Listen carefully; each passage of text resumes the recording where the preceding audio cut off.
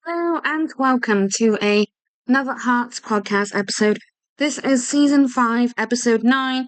We should have 3 more episodes until we finish this season, and then it's straight on to season 6, and there are at least season 16 planned in this podcast series.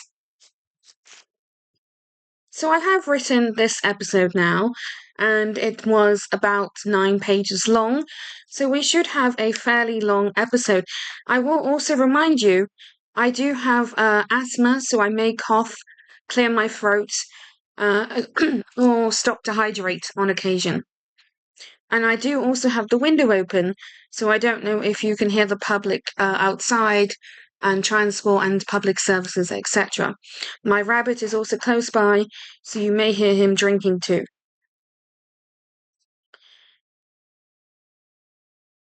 So, just so that all my listeners know, as I do this episode, I am currently living with housemates and am friends with former housemates as well. So, I have used cover names for them so that it can continue to provide privacy and protection for them all. But should they listen to this episode, they may be able to pinpoint who they are when listening along. And if they have any questions, concerns, or want a part 2 to reprise this topic, I can definitely do so. Additionally, since I am an inherited writer, I am also doing an 8th book. This book becomes my 3rd non-fiction book, and when my 200 pages notepad arrives, by the way, this has arrived now, I will jump immediately into the project so that it will definitely keep me busy. And many thanks to my most recent housemates at Rethink, who helped me with planning some of the chapter contents for fun and amusement, so that while serious things are being addressed, the theme of the cover names will be food related, and the first letter of their name will only be kept the same. I will aim to cover a majority of the things I have come across, and hopefully, while seriousness of the food names will be kept, this will be keeping light of the conversation. Please remember that whilst they are stories, they are based on real life events. And since I had over 15, possibly 17 housemates in different homes and different support providers, I will be able to give you a fairly long episode. Additionally, you will find professionals' intentions relevant and Rethink a Recovery Zone relevant. But it wasn't until after I lived at my temporary home with C and D that I had really started to experience socializing and living with housemates until my home at WV, which was my home for the next 5 years. Like many people come and go in your life, if you live in a shared living place, many carers, support workers, and housemates will also come and go too. And I, for the first time at WV, met 2 girls, Carrot and Tuna. These were my first ever housemates, and it was strange for the first part because for the first time ever I had to start sharing a house with other people that may be similar yet so different for myself. And for the first time in that home I had to share with other housemates was when I lived at WV.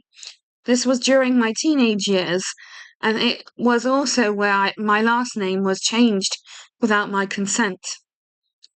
Apart from having a nomad lifestyle and in between 2 countries on top of that as well, with all the homes with housemates, Rethink makes a solid number 5 or 6 of the list. And we have to keep in mind, with many people coming and going, a lot of staff and housemates will stay as well. With the housemates I have had at my time of Rethink, I have been able to get creative with the cover names. So we have at least 17 housemates. I've forgotten their names because it has been years since I've last, had contact with them.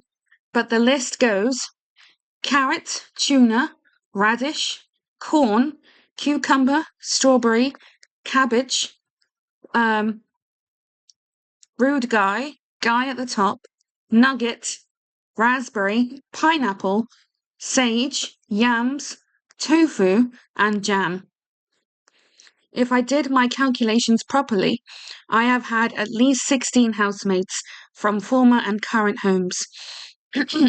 Sorry, just clearing my throat.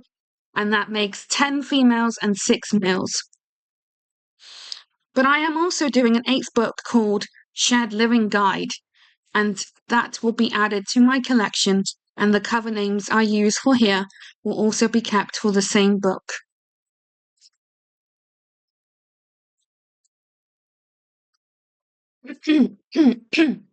So sorry. Please note, because it was most of my early years of living, I had sadly forgotten some names, which is a bit sad because it does sadly happen to us all as we all get older. So unfortunately, 2 male housemates of mine are known as Rude Guy and Guy at the Top, and I will explain why they were named this. But overall, my homes were with WV, Jones, Sally's, Garland Support, and Rethink. So actually, that is 5 providers. I've had at least 16 housemates, possibly 17. And with WV, I had at least 4 different housemates during that time of the 5 years that I lived there.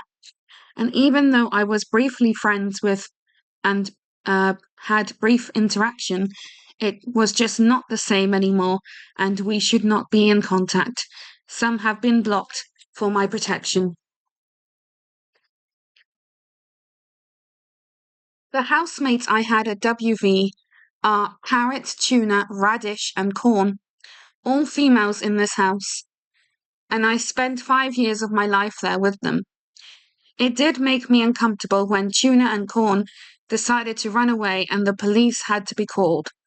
The staff here are 24/7 care and even slept in every evening. They all had high expectation of me in how I should behave or feel about things. They weren't very sympathetic when I did experience anger, anxiety, and sad emotions when they were provoked. I did keep it to myself most days.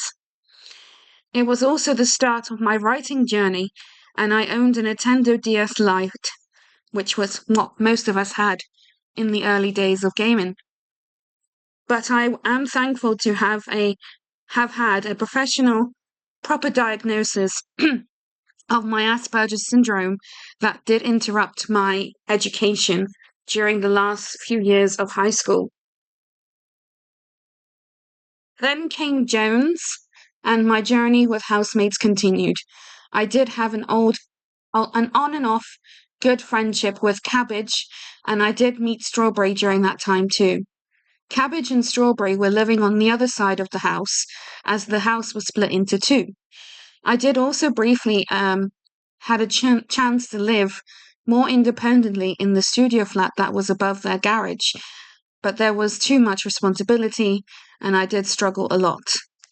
Eventually, I asked to move, and I was placed at Sally's temporarily home, where I did have one other more housemate, so possibly 17 housemates, but I had forgotten his name, and he was quite rude towards me, really. It was funny because I was actually almost about to date him. He was going to be a blind date before I knew he had become my housemate. So I am really glad that that did not happen.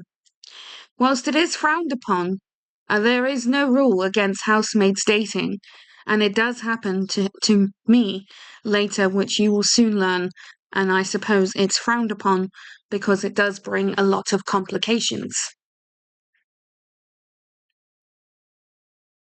And when I was moving to Sally's, Joan's last words to me was, "You're moving backwards now."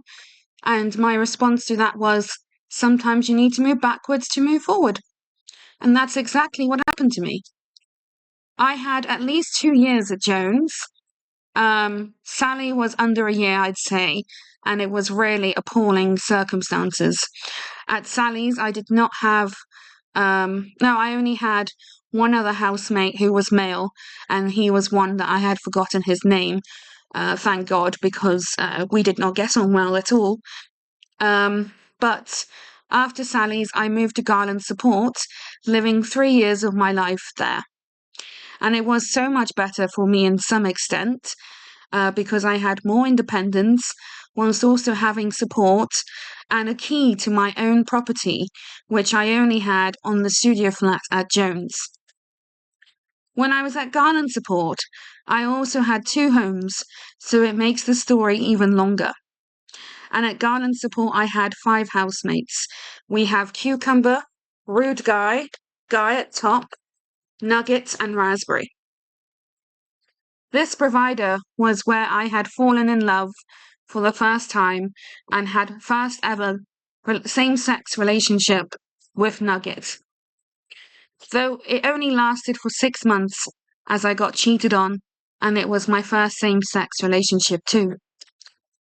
But I did eventually move on to my own apartment, which was my independent place. And if you follow my stories from my time in hospital, that should explain why my housemate journey continues, as I really thought that Raspberry was going to be my last ever housemate.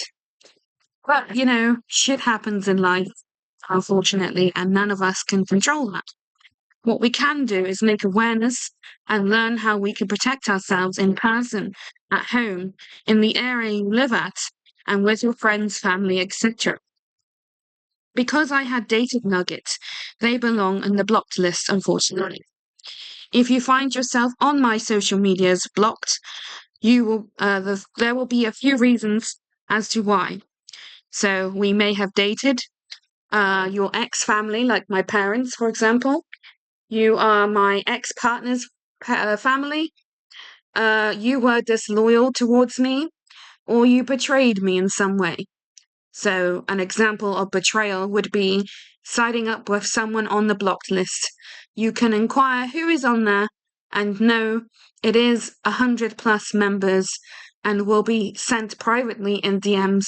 And I would really hope that you don't make them known elsewhere. Now, hopefully the extra 5 housemates at Rethink are my last ever housemates. While I appreciate they can become friends, living there is only temporarily, so we may lose touch when I do move on.